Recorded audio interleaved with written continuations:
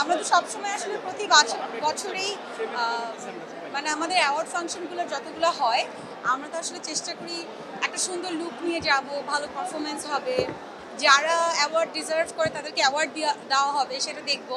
So ওই জায়গা থেকে আমার মনে হয় বাইফা অনেকটা এগিয়ে, অ্যান্ড ভালো লাগছে এসে বাইফাতে। আরও তো অনেক কিছু বাকি স্টেজ পারফরমেন্স থাকছে, বাইফাতে লাস্টবারও ছিল, এবারও আছে।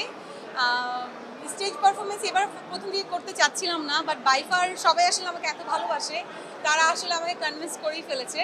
সো ইয়াস, এবারও নতুন কিছু থাকছে, অ্যান্ড ডিফারেন্ট কিছু থাকছে। নর্মালি কী হয়, আমরা তো আসলে নাটক জগতের মানুষ, অভিনয় জগতের মানুষ। সো আমরা অভিনয়ে একভাবে নিজেদেরকে প্রেজেন্ট করি।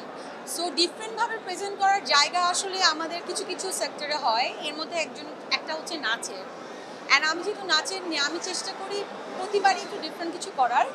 সো এবারও এখন নতুন একটা ট্র্যাক নিয়ে নতুন একটা ডিফারেন্ট লুকে আসবো বা ডিফারেন্ট একটা ডান্স পারফরমেন্স করবো, অ্যান্ড আই হোপ সবার অনেক ভালো লাগবে। ইয়াস, আই এম রিয়েলি হ্যাপি যে আমাকে আমি একটা কথা বলছিলাম যে যারা আসলে ডিজার্ভ করে, যে কাজগুলো ডিজার্ভ করে সেই কাজগুলোকে সাপোর্ট করা একটা অ্যাওয়ার্ড ফাংশনের আমার মনে হয় প্রথম এবং মূলত কাজ এটাই।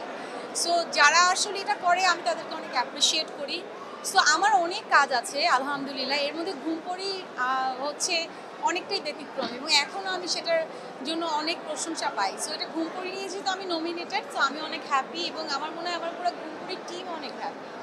আমি আসলে লাস্ট ঈদে আলোচনায় ছিল একটা দুটো তিনটে কাজ ভালো আলোচনায় ছিল, বাট লাস্ট ঈদে থাকে না যে ঈদে আমি খুব প্ল্যান করে কাজ করার চেষ্টা করি, বাট লাস্ট ঈদে সাধারণত এটা হয়নি। বাট এই ঈদে আমার মনে হয় 2-3টা কাজ আসবে, যেটা লাস্ট ঈদের মতো এই ঈদেও আপনাদের খুব ভালো লাগবে। সো আমি চেষ্টা করি এখন খুব কম কাজ করে একটু ভালো কাজ মানুষজনকে দেওয়ার।